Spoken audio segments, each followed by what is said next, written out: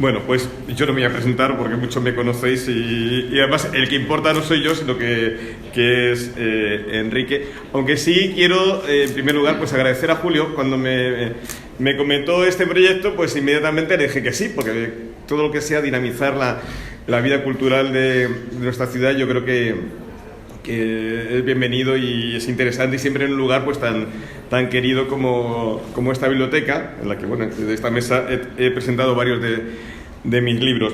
Y además de agradecer a Julio pues la iniciativa y la puesta en marcha de este proyecto, pues me entusiasmó, y se lo tengo que agradecer, el que comenzáramos con lo que hemos tenido anteriormente, este homenaje a Juan Sánchez, porque yo creo que Juan es una de esas grandes figuras que han pasado por la vida de nuestra ciudad. En Toledo tenemos, yo creo que, mala memoria de nuestras grandes figuras. Estamos a lo mejor muy pendientes de nuestros fastos y glorias visigóticas y renacentistas, que está muy bien, pero a veces olvidamos pues tantos hombres y mujeres. Los que me sufrís en la tribuna sabéis que una de las cosas que más insisto siempre es que hay que recuperar la memoria de tantas mujeres toledanas que han formado parte de la historia, de la vida, de la cultura de esta ciudad. Bueno, pues también hoy yo creo que es importante que reivindiquemos la figura de Juan Sánchez. Yo creo que todos los que estamos aquí, que en mayor o menor medida le hemos conocido, pues sabemos de la calidad humana, intelectual, espiritual que tenía Juan, y yo creo que es importante que no se olvide la memoria. Ya que tenemos aquí al concejal de Educación, pues ya otra de las cosas que los que me leéis sabéis que yo insisto mucho y doy mucho el tostón, es con que esa memoria tiene que quedar manifestada en algo plástico. Bueno, pues a lo mejor ya que está el concejal de Educación, pues le lanzo el guante, igual que muchas veces he pedido que se dediquen plazas o erijo un monumento pues a una de nuestras grandes literatas del siglo XVI, nuestra Marcia Belisarda, nuestra Luisa Sigea, está relacionada con esta casa. Bueno, pues yo creo que sería importante que nuestra ciudad tuviera una calle, una plaza o una dedicatoria pues a Juan, porque al final los nombres ahí están y perduran en la memoria colectiva. Por tanto, pues agradezco mucho a Julio pues esta oportunidad y este homenaje que yo creo que todos hemos vivido y cuando estaba hablando Alfonso, yo creo que todos nos hemos sentido pues profundamente emocionados. Y paso ya a lo importante que viene a continuación, que es la conferencia de Enrique García Gómez. Lo primero que hay que decir es que Enrique García Gómez es un toledano de toda la vida. Yo creo que es su título de mayor honra, pero luego también hay que decir, porque para eso están las presentaciones, pues su currículum. No me voy a extender demasiado porque, repito, lo importante es lo que él va a decir. Cuando uno dice esto, dice, bueno, verás tú que todo esto no va a meter el presentador. Bueno, no, intentaré ser breve, por eso voy a leer. En primer lugar, pues aparte de toledano, no voy a decir la fecha de nacimiento, pero pues Enrique es doctor en medio ambiente, es licenciado en ciencias ambientales e ingeniero técnico forestal.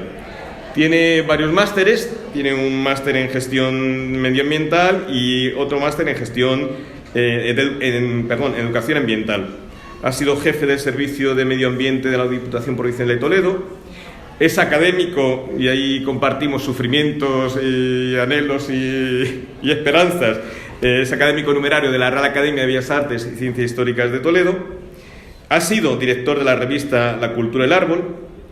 Entre sus obras destaca, y yo creo que es una gran aportación también a nuestra memoria colectiva, a nuestra historia, pues su obra 10 siglos de ciencia y científicos toledanos, en la que presentó a los científicos más importantes vinculados a nuestra ciudad, así como una breve historia de la ciencia toledana, porque aquí en Toledo también hacemos ciencia, aunque a veces no lo parezca.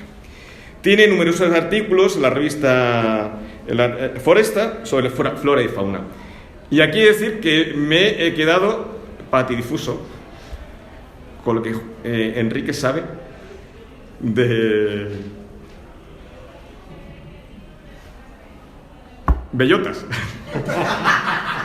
Bueno, de verdad, todos los temas son interesantes, pero de verdad, yo debe ser de las personas que más conozco, la persona que más conozco que sabe de bellotas. Por tanto, de verdad, y muchas otras cosas más. No solamente escribe de bellotas, sino de flora y fauna, pero esto me llamó muchísimo la atención. Por tanto, si quieren saber de bellotas, pues pueden preguntarle a Enrique. Y dicho esto, pues le cedo la palabra y no va a hablar, como señalaba Julio al principio de esta presentación, pues de algo tan necesario en nuestra ciudad, una ciudad del siglo XXI, cuando estamos luchando contra el cambio climático, pues algo tan necesario como son los árboles. Pues de eso y algo más, pues nos va a hablar Enrique. Muchas gracias.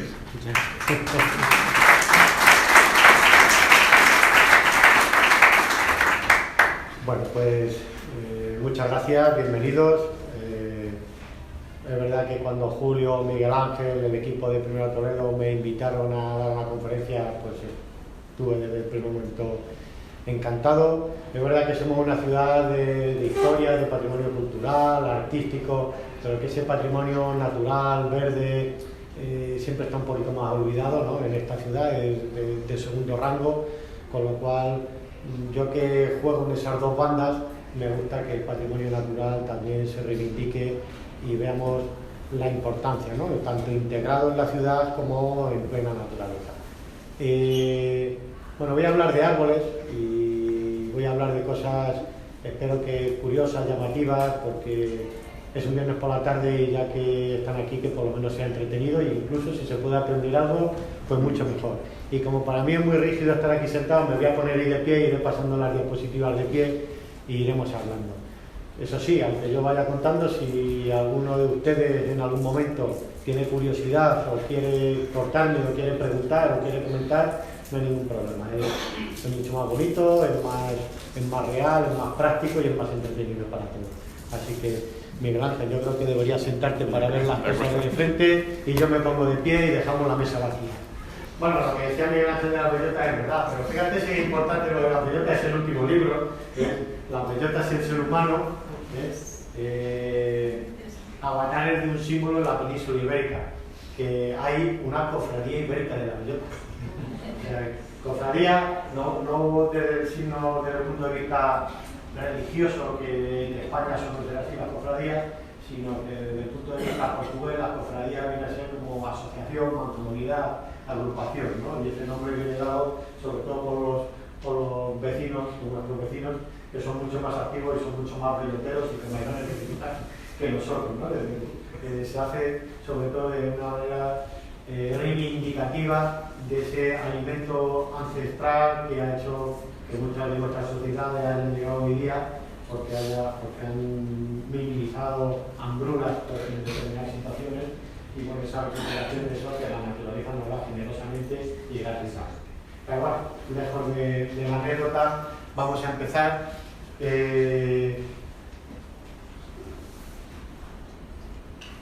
Voy a ir dando un repaso ahí en la columna de la izquierda, van a ir viendo un poco de qué estoy hablando, ¿no? Quiero decir, voy a hacer un recorrido en la anatomía de una planta, de un árbol, las raíces, el tronco y tal, para hacer una secuencia lógica.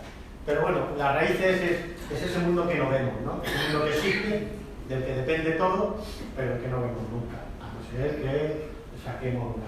Pero bueno, aquí ven algunos ejemplos. El de la izquierda es una retama. La retama es una planta muy toledana, con dichos, leyendas, tradiciones. De hecho, el primer grupo ecologista de Toledo se llamaba Retama, Reivindicaciones Toledanas de los Amigos del Medio Ambiente. Se forzó eso para hacer mención a esta planta aparentemente tan vulgar, pero tan importante, ¿no? No todo lo importante es lo grande, sino que los arbustos, pequeñas plantas ecológicamente pueden ser igual o más importantes. Voy a hablar en general de los árboles, después, si queréis, ya como he empezado yo a puteo, he empezado llamándole usted y ahora ya voy ganando confianza. Después, si queréis, las preguntas, si os quedan ganas, porque nos ha dado hablando mi cuarto, espero no aportar eso. Pero bueno, si queréis después, muchas de las cosas que aquí hablamos nos podemos llevar a lo local, a la plaza, al jardín, al alcorque, a lo inmediato, a la ciudad. Es decir, podemos aproximarlo, pero quería dar una concepción importante de lo que representa el árbol, el bosque para la vida y sobre todo las curiosidades que entrañan, ¿no? En la raíz es importante, si veis en la parte de izquierda lo que es una retama, y fijaros en la parte de la derecha, es un árbol grande, qué diferencia de raíces, ¿no? Mientras que una tiene una raíz de varios metros de longitud, la otra sus raíces parece que están todas alrededor, ¿no? Y eso depende de la humedad. O sea, cuando la planta de la izquierda, esa fotografía está tirada, es decir, que todas las fotos menos una están tiradas por mí, es decir, que es algo que podemos ver cualquiera de nosotros en un paseo por el campo, por el bosque, por nuestros montes. Simplemente hay que tener la capacidad de observar y de fijarse en este tipo de cosas. Esa está al lado de Buenavista. Es decir, ¿qué ocurre? En un sitio seco como el nuestro, aunque llevemos estos 15 o 20 días húmedos, pero estamos en un sitio casi desértico, con poco más de 300 litros por metro cuadrado al año, estamos en una climatología casi desértica, con unas temperaturas medias elevadas, las plantas para poder vivir tienen que profundizar, tienen que ir abajo, porque la parte superior del terreno está casi siempre seca. Ahora en invierno puede estar húmeda, pero cuando llega mayo se seca, junio, julio, agosto, septiembre, octubre, es decir, prácticamente medio año están absolutamente secas. Y si no tienes una raíz pivotante, profunda, muy largas, lo que hacen de esa manera es conseguir humedad del subsuelo. Siempre la parte inferior más o menos suele haber humedad. Fijaros cuando veis una obra, una retro y sacan, al final cuando está profundizando en la parte de abajo suele haber humedad. Lo que no suele haber humedad es arriba, en esta zona, ¿no? Entonces, la forma de defenderse y de poder vivir es echar esa raíz. Claro, cuando se cuenta que echan 3, 4, 5, 6, 7 metros, parece inimaginable. Aquí lo veis, esto es verdad, ¿no? Es una imagen real de una cárcava donde aparece la raíz de la retama. Fijaros el tamaño que tiene, que medirá 1 metro y la raíz tiene 6 o 7 metros, lo que se ve, que todavía continúa, ¿vale? Es la manera de defenderse. En cambio, la parte de la derecha es del autotajo, del autotajo, del gallego de Tejeramente, de la Sierra Norte de Guadalajara. Está al lado de un arroyo, ese arroyo circula el agua durante todo el año.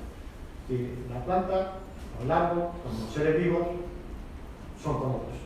¿No? Voy a utilizar términos humanos para hablar de una planta, que una planta es cómoda, bueno, es una forma de entenderlo, ¿no? No sería el término científico, claro. Pero bueno, son cómodos. Es decir, ¿qué necesidad tengo yo de echar una raíz de 7 metros de largo, de 17 metros de largo, que me cuesta trabajo, esfuerzo, energía, es decir, parte de todo eso que estoy produciendo con las hojas, con el sol, la fotosíntesis? ¿Para qué lo voy, entre comillas, a malgastar en hacer un exceso que no me es necesario? Si yo tengo agua aquí todo el día, no tengo por qué hacerlo, ¿no? Entonces, con tener unas pocas raíces alrededor, eso entiende, además muy superficiales, no tengo que profundizar, si el agua está arriba. Eso lo vais a ver en la rotonda muchas veces. Y cuando tienen césped, si os fijáis, en la rotonda aparecen los raíces de los árboles que hay allí. Claro, que ese árbol, en condiciones normales, a lo mejor se bajaba. Cuando la humedad que tiene, que está en los 40 centímetros superficiales, no se va a bajar cuando va a pasar cantidades, o sea, se queda en la zona superior. Y además, cuando el árbol va creciendo, la raíz proporcionalmente va creciendo, entonces, como ya no cabe en esa parte superior, asoma por la parte de arriba, ¿no? Eso los jardineros se quejan mucho y dicen que no pueden bajar el portacete en muchas de estas rotondas, que es que le rompe las cuchillas y es que las raíces ya están arriba, precisamente porque están lo más superficial posible. ¿Qué ocurre también? Que cuando viene un viento, estos árboles, como el que veis aquí, se caen. No tienen anclaje en la parte baja, profunda y tal, que haga de viga, de sostén, es muy superficial. Si el terreno está muy húmedo y hay grandes vientos, es mucho más fácil que en una tempestad muerte, ¿no? Que es lo que le ha pasado a este aquí. Claro, esto es lo que hay debajo del suelo. En los sitios donde hay árboles, donde hay arbustos, es lo que tenemos, lo que no se ve, pero lo más importante. Y además, gracias a esto, cuando hablamos últimamente con las ranas y tal, se habla de limpiar los cauces, de tal, vamos a ver, lo limpiaremos de chatarra, de escombros y de basura, nunca de vegetación, nunca de ninguna planta. Esto, gracias a esto, lo que recibe el suelo, de estas raíces, si no estuviesen ahí, ese suelo no existiría. Se habría ido con la lluvia, con el pisoteo, con el deslizamiento después de una tormenta, de una nieve, de lo que sea. No está ahí. Es decir, lo más importante que tenemos para evitar inundaciones, ganas y tal, es tener cuanto más cubierto el suelo mejor. Primero, porque la parte aérea de un árbol o de un conjunto de arbustos, tal, es que cuando llueve retiene ese agua y ya cae suavemente al suelo. No es lo mismo que caer una gota, un impacto de gota directamente, ¿no? Y segundo, porque esta red de raíces es lo que evita que ese suelo que hay ahí se vaya, está ligándolo, sujetándolo, amarrándolo. Pero esas raíces normalmente no funcionan por sí solos. Esto que veis aquí la conocéis, ¿no? La seta de los angelitos, la manita muscaria. Prácticamente todos los árboles, todos, de aquí, de España y de todo el mundo, funcionan asociados a hongos. Y son esos hongos los que hacen, si es una simbiosis es que todos se benefician. El hongo tiende sus hifas, sus micelios, mucho más lejanos que el propio árbol echa las raíces, consigue agua, consigue nutrientes, se los pasa al árbol y el árbol, con la fotosíntesis, produce azúcares y le da de alimentar al hongo. Es decir, uno trabaja por un lado y el otro trabaja por otro lado y los dos se benefician. De hecho, tal vez así que la inmensa mayoría de árboles o de arbustos, si no hubiese hongos, no vivirían. Cuando el descubrimiento de América, como anécdota, pues los viajes se hacían en barco, ¿no? Para los barcos hacían falta los mástiles principales de los barcos, donde iban las velas principales y tal, ¿no? Entonces, después de hacer varios viajes, dijeron, claro, la fabricación tenía que ser aquí en España, en Europa. Si esas mismas fabricaciones se hacían en América, se facilitaba la ida y vuelta de las embarcaciones. Le hacían falta hacer mástiles. Para hacer esos mástiles, en los sitios conocidos de América no había árboles como los pinos, los cedros, los abetos que conocemos aquí, que es un tronco recto, perfecto, como te ve la luz, y con ramas al lado. Todos los que de allí eran ramificaciones laterales por todos los sitios. Es decir, no había buenos árboles para hacer esos mástiles. Yo dije, pues nada, no hay ningún problema. Nos llevamos la semilla de aquí, los plantamos en América, producimos allí los pinos y cuando tengan el tamaño que tienen que tener, allí podemos tener suministro para poder crear esos mástiles para las embarcaciones. ¿Qué sucedía? Que sembraban los piñones, salían unos pinos raquíticos y acababan muriendo. Volvían a hacerlo, volvían a salir los que germinaban y los que no, unos no germinaban y los que germinaban eran arbolitos decrépitos que acababan malformándose y muriendo. ¿Qué estaba pasando? Tenían la semilla, tenían la genética del pino, pero faltaba el hongo. Esa asociación con el hongo, ¿no? Hasta que con el paso de los años se dieron cuenta que era lo que pasaba y que cuando se llevaban esos barcos con semillas a América, se llevaban tierra de los pinares aquí. Y entonces nos sembraban los piñones en sitios con la tierra de los pinares aquí que llevaban los esporas, los micelios de los hongos que había, ¿vale? Para que se pudiesen micronizar y pudiesen vivir. Que es un poco esto que estáis viendo. Lo que hay ahí es una jara, pero bueno, los que vais de setas conocéis los nícalos, que están siempre asociados a determinados pinos y prácticamente, no, todos van ligados a hongos. La seta sería en el hongo como la manzana en el manzano, ¿vale? Sería un cuerpo fructífero, pero el hongo es subterráneo. ¿De acuerdo? Evolucionamos y pasamos al tronco, es lo que da la estructura, el sostén. Fijaros además cosas curiosas. Esto, bueno, el tronco, habéis visto, conocéis, que cuando se corta los anillos del árbol nos indica la edad que tenía aquí. Podemos contarlo fácilmente, ¿no? Si vais viendo cada anillo concéntrico, ¿vale? Eso es cada uno de los años de vida que tiene el árbol. En uno de estos troncos fácilmente podemos contar, nos veremos un año arriba o abajo, pero vamos a llegar con mucha exactitud a los años que tenía. Claro, para eso hay que cortar el árbol, ¿no? Y no podemos hacer lo que sucedió hace pocos decenios en Estados Unidos, había un árbol, una secuoya que se creía que era la más vieja del mundo y entonces un investigador solicitó permiso para cortarlo, para demostrar eso y se lo dieron y lo cortó, ¿no? Y cortó y dijo, sí, efectivamente tenía que hacer un pico, era la más vieja. ya se acabó, ¿no? Es decir, tenemos que, en situaciones especiales, pues si se ha cortado el árbol por determinado motivo, lo veremos, no, hay otros métodos de poder aproximarnos. Pero bueno, un tronco es como el disco de un árbol, nos dice mucho, nos dice qué está pasando, es decir, cuando vemos un anillo pequeño y al siguiente año, o sea, este es el más antiguo y va creciendo hacia afuera, ¿no? Que cuando vemos un anillo pequeño y el siguiente grande, ¿qué ha pasado? Porque ese año ha habido sequía, ha habido heladas tardías, ha habido una plaga o tal, que ha retenido y que el crecimiento ha sido mínimo. Y el año siguiente resulta que ha llovido bien, que la primavera ha sido agradable, que el verano no ha sido demasiado extremo, entonces ha tenido un crecimiento, nos va contando un poco de todo. Por ejemplo, este de aquí, nos cuenta, si veis esto, es que hubo un incendio en este lateral.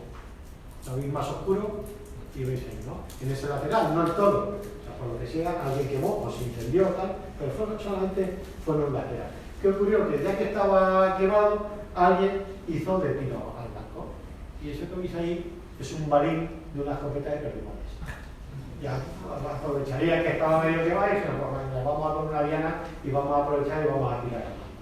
Con la casualidad de que con el corte de la motosierra, el balín ese se ha cortado por la mitad. Es decir, sabiéndolo leer, el tronco, el tocón de un árbol, nos cuenta mucho de su vida, de lo que ha pasado por él. Esto es un poco raro, ¿no? ¿Qué ha pasado aquí? Pues que aquí a su izquierda esto es un pino, veis los anillos de crecimiento, pero claro, antes decía que eran anillos concéntricos, aquí me diréis que esto no es concéntrico. Es concéntrico cuando un árbol se desarrolla con normalidad, bien, con espacio suficiente a todos los lados para poder crecer homogéneamente. ¿Qué ocurre aquí? Porque en la izquierda tenía otro árbol muy cerquita que competía con el otro árbol, o un muro, o los cimientos de la casa, o tal, es decir, estaba creciendo muy cerca de algo, en este caso, como viene en el monte, seguramente al lado de otro árbol, que le impedía crecer por ahí, pero en cambio por el lado derecho tenía luz, tenía expansión. Entonces, todo su crecimiento giraba o se tendía hacia el mar. Otras veces esta forma aparece cuando ese árbol, habréis visto cuando salía al campo, árboles prácticamente caídos, por determinadas circunstancias, están tumbados, ¿no? Es decir, la parte inferior no crece prácticamente nada porque se hundiría, ¿vale? Y crece hacia arriba, tendría ese crecimiento igual. Es decir, que si sabemos leer y fijarnos, podemos entender un poco qué es lo que ha ido sucediendo al árbol. De hecho, algunas de las de avenidas, de inundaciones, de deslizamientos de laderas y tal, se estudian en los árboles. Tenemos datos de lluvias desde hace 100 años, en algunos casos 20 y poco años, hasta ahí llegamos, fidedigno, pero antes no.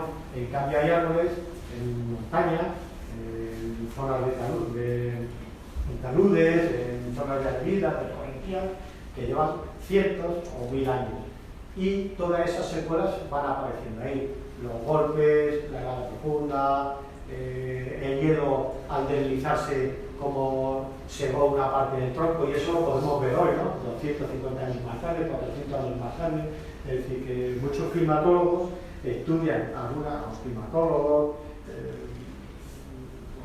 disciplinas semejantes, estudian qué sucedió hace cientos de años viendo tocones o restos o árboles vivos con aquellas muestras que tienen en el tronco que nos están reflejando la imagen de aquel momento. Habéis visto cosas como esta. ¿Dónde está el mar? ¿A la izquierda o a la derecha? El mar. A la izquierda. Fijaros que esto es en una zona de Murcia, son pinos carrascos, pinos aletensis, que es el mismo que hay en los pinares de la carretera de Madrid, mayoritariamente son este tipo de pinos, los vemos ahí, son todos verticales, y en cambio aquí son horizontales. Aquí nadie actúa sobre ellos.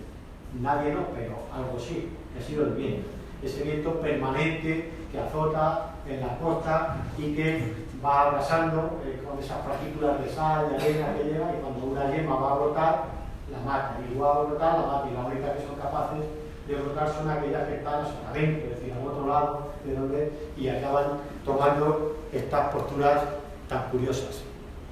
Y aquí Y esto, lo otro es en el sur, y esto es en el norte de España, en Asturias, ¿no? Y estos son los aligustres de bola, que muchos los conocéis, que son árboles de paseo, típicos de los paseos, donde no cabe un árbol grande, son esos árboles pequeñitos, que parecen como un chupachú, pequeñitos, los aligustres de bola. En este caso, fijaros que la copa está totalmente descentrada por el tronco, ¿no? Está implantado con muy buena intención, pero el viento pues sigue haciendo de las suyas. Y ahí, ¿qué pasará? Ahí veis que puede haber mar. Nos hemos cambiado, hemos bajado del nivel del mar a la alta montaña. Está ocurriendo lo mismo, pero en alta montaña. Ahí los vientos son heladores, todos los vientos que llegan, y los árboles acaban creciendo, pero fijaros qué está sucediendo con las ramas. Se están yendo al sentido contrario con el propio sentido del azote del viento. Es decir, que eso puede suceder en muy diferentes contextos. Esto es la Sierra de Cazorla, en una de las partes de arriba de las cumbres. Y fijaros, esto lo habéis visto muchas veces. Estos son dos pinos en gredos. Fijaros cómo en este lado no tiene nada y en el otro lado está lleno de ramas, ¿no? ¿Qué ocurre? En este lado tiene a su hermano gemelo, a 1 metro, 1,5 metros, que están compitiendo por la luz. No pueden competir por la luz, no hay espacio para todos. De hecho, ni uno ni el otro. ¿Qué hacen? Brotan, desarrollan y ramifican todo alrededor, que es donde puede llegar la luz en toda su potencia. ¿Vale? De forma, cogen esas posturas o estas formas, entre comillas, anómalas, que muchas veces cuando el ser humano lo ve, dice, no, le voy a podar porque le voy a dar forma, es que está creciendo mal, ¿no? Está creciendo como puede, o sea, y como debe, y el que mejor sabe cómo tiene que crecer es el árbol, no nosotros. Eso sucede mucho en las podas de las ciudades, que les queremos dar forma, no, si las formas se lo dan ellos. Ellos saben dónde pueden desarrollarse más, dónde van a captar la luz, dónde van a aprovechar mejor el espacio con el menor esfuerzo. Mucho mejor que nosotros cuando le queremos, a no ser que queremos dar una forma especial para algo concreto, ¿vale? Pero para beneficiar algo, nunca. Nuestra poda siempre va a ser perjudicial. O aquí, fijaros, esto es un haya y esto es un pino. ¿Qué está ocurriendo? La zona que está pegada al haya, como esto es invierno, lo estamos viendo. Si fuese primavera, verano, no lo veríamos. La zona que está pegada al haya no tiene, el pino no tiene ni una sola rama, el haya es más poderosa. Tiene ahí un poquito en la copa porque es un poco más alto. Como el haya siga creciendo, dentro de 4 años esto no existirá tampoco. Bueno, ahí están peleando por la luz y el pino intentando crecer para ver si puede sacar un poquito la cabeza y desarrollarse, cosa que el haya no deja. Y sucede esto que veréis muchas veces, si habéis paseado por cualquier pinar, no hace falta ir a la Serranía de Cuenca ni de Guadalajara, con pasear los pinos de la carretera de Madrid y frente. Muchas veces cuando vais, la gente se asoma y dice, están secos. Miras para arriba y están secos. Claro que están secos la parte inferior. La parte superior está estupendamente. ¿Qué ocurre? La parte inferior no recibe luz, ¿no? Y el árbol es un superorganismo. Un superorganismo donde todas las partes tienen que ser solidarias y trabajar en beneficio del superorganismo. Y no se puede permitir que una parte de ese superorganismo sea un borrón y no trabaje para la comunidad.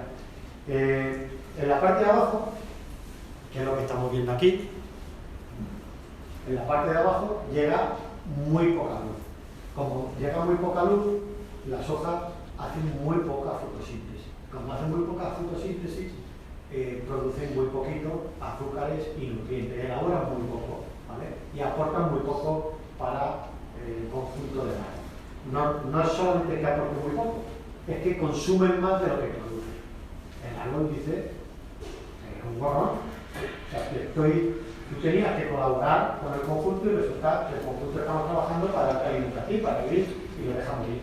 Entonces, por eso cuando vamos a un sitio, en los finales se ve muy bien, pero en cualquier arboleda, donde los árboles estén relativamente juntos, todas las ramas de abajo siempre van a estar secas. Y según vaya siendo más alto, pues esa rama de abajo, en vez de estar a 3 metros, van a estar a 4 o a 10 metros, y van a estar muy secas. El árbol está sano, está extraordinario.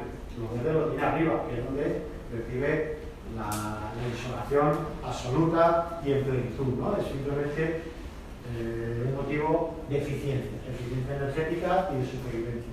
¿Vale? Cuando veis esto, no está seco. Cuando se corta esta rama es por estética, porque lo vemos, qué feo está, la rama seca, y claro, bueno, se cortan, pero eso no le dice ni bien ni mal, no le afecta absolutamente nada, porque está muerto. Otra cosa es que a nosotros nos parezca más o menos estética. Es una cuestión humana ya, de percepción estética de la naturaleza. Sabéis que los rayos caen normalmente sobre las partes más altas que hay en cualquier sitio.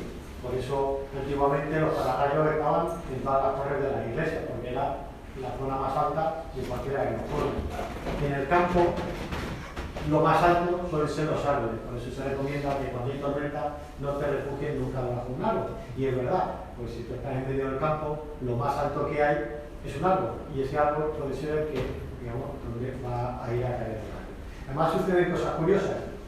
Que si ese día, en esa tormenta, la tormenta es seca, el rayo pasa como en el de la izquierda. ¿Qué ocurre? Cuando digo tormenta seca es que hay rayos y truenos, pero no hay agua, por lo menos en esos momentos. Entonces está seco.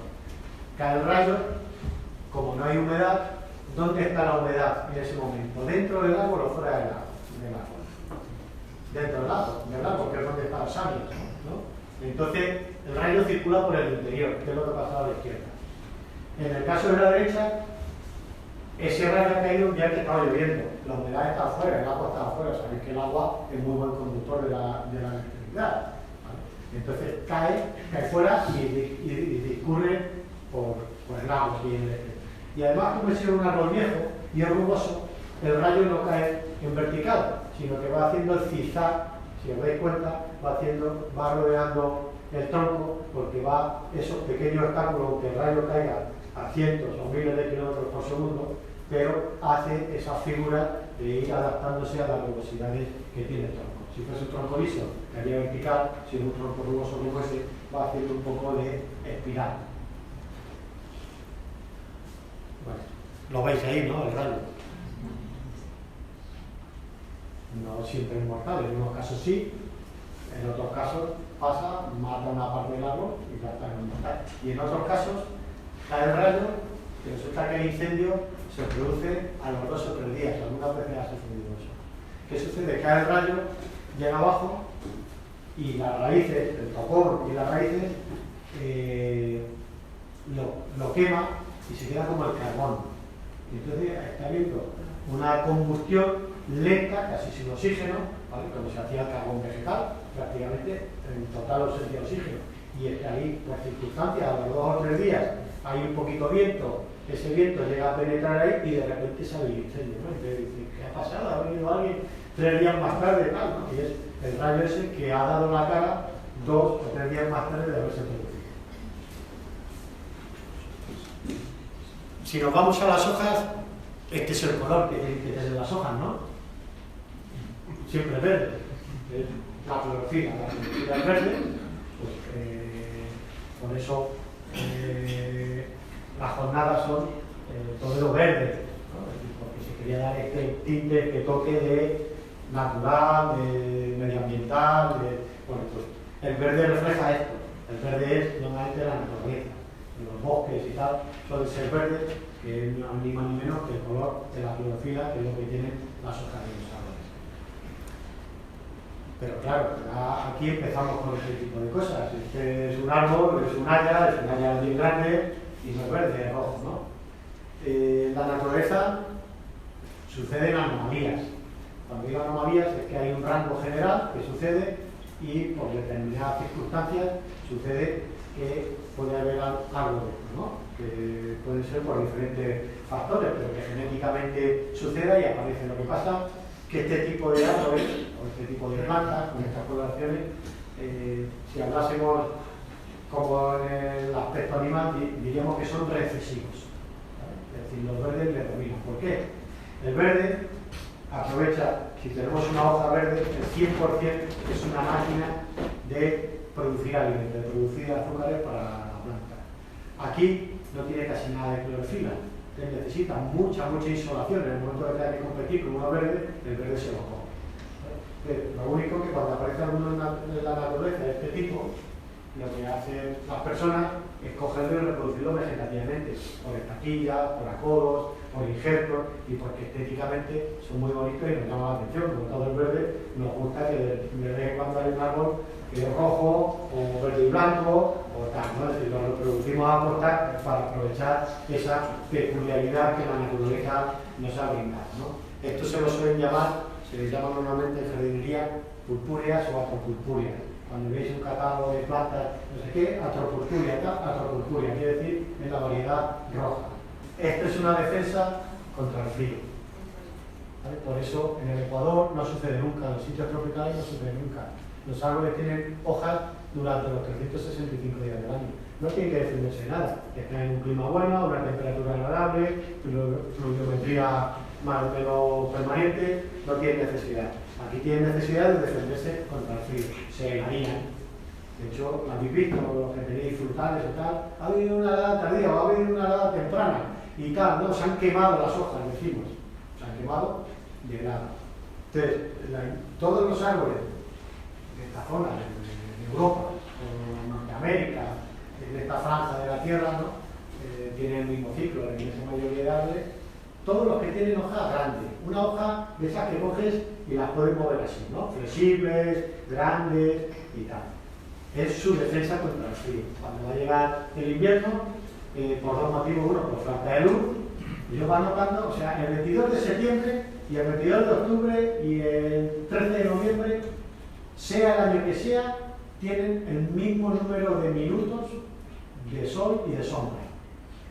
¿Vale? ¿Entendéis lo que estoy diciendo? Del 21 de diciembre al 21 de junio, en 6 meses, hay 6 horas de diferencia de luz. Los árboles, las plantas, saben cuándo es cada día del año, porque saben que todos los años el mismo día tiene el mismo hora. Y entonces van viendo ese fotoperiodo, cuando va llegando el otoño, van notando que cada día es un poco más corto, ¿no? Les va avisando. Y al mismo tiempo, cuando eso va sucediendo, cada día, en general, va siendo un poco más fresco, un poco más fresco, un poco más fresco. Es decir, tiene dos avisos, la luz y la temperatura. ¿Cuál de los dos es el que no falla nunca? La luz. Porque la temperatura tenemos el veranillo de San Miguel, el veranillo de no sé qué. Claro, hoy, estos días, estamos en pleno invierno y tenemos un veranillo, ¿no? Eso puede fallar, porque dependiendo del año puede fluctuar. El número de horas de luz, eso no fluctúa. Hoy tenemos muy buena temperatura y va a anochecer exactamente en el mismo momento que si estuviésemos a menos 10 grados, ¿vale? Entonces, la planta sabe eso, en su reloj biológico, y se va preparando. Como sabe que va a llegar al frío, tira las hojas. En muchas plantas cambian de colores. Cuando sucede esto es el hayedo de tejera negra, cambian de colores. Y cuando aparecen estos rojizos, resulta que se ha descubierto que cuando va a llegar ese momento, la clorofila, que es lo que da el color verde, se degrada, desaparece, ¿no? Y da color dependiendo de la especie que sea. Pero en este caso, además lo que hace el árbol es cuando va a tirar las hojas, degrada la clorofila, pero produce unas sustancias que dan estos tonos rojos. Y dices, pero bueno, a estas alturas del año, en noviembre, que te vas a ir a dormir y todavía te levantas y pegas unos coletazos, ¿al cuento de qué? Se ha descubierto que esas sustancias y este color rojizo son nocivos para determinados insectos defoliadores. Y entonces en esa coevolución que tiene la naturaleza, porque el árbol, la planta, está íntimamente relacionado con el herbívoro, con el ciervo, con el insecto o con la araña, ¿no? Entonces en esa coevolución se sabe que para los insectos defoliadores que iban a último momento de la temporada y que iban a pasar el invierno, se alimentaban de esos árboles que ya no tenían reservas ni nada, mucho más fácilmente que de los otros, ¿no? Con lo cual han ido permaneciendo, desarrollándose y manteniéndose, cuanto más rojos mejor, que son los más tóxicos. Y además es un aviso, es decir, son los que mejor se van a defender. Por eso veréis esas fotos de otoño, tan rojizas, ¿vale? Y esos árboles están avisando a su insecto y diciendo, no me callan por mí, que no soy grato de comer, ¿no? Es una autodefensa que nos produce a nosotros esa sensación cromática tan bonita, tan de los otoños. Y lo que veis alrededor son pinos. Claro, si yo estoy diciendo que tiran las hojas para defenderse del frío, eso es un pino, ¿no? Los pinos tiran las hojas en invierno. Entonces, ¿qué está pasando aquí? Pues estoy medio engañando. Fijaros que os he dicho antes que las hojas que tiran son esas flexibles, grandes, ¿vale? Ahora pensad en todos aquellos árboles o arbustos que veis en los parques de la vuestra casa, que tenéis en vuestras jardineras y tal. Son de hoja pequeña y de hoja rígida, dura, que si partís la hoja hace ¡plac! Chasca, ¿vale? ¿Qué quiere decir? Que tiene una hoja pequeña, esa hoja es mucho más dura, o sea, que es más gruesa, se protege más porque tiene capas interiores para protegerse. En un pino, un aligustre, por ejemplo, el aligustre ahora cogéis una hoja y hace ¡plac! Parte, ¿no? Y es de hoja perenne, por eso previamente son hojas más rígidas, por eso crujen, ¿no? Y suelen ser hojas pequeñas también. No es muy difícil que tengamos hojas grandes, perennes en nuestro clima, ¿vale? Después surge un proceso de transformación interna increíble, por ejemplo. ¿Vosotros habéis congelado a alguien dulce de membrillo? ¿Qué pasa con él? ¿Se queda rígido? Sí.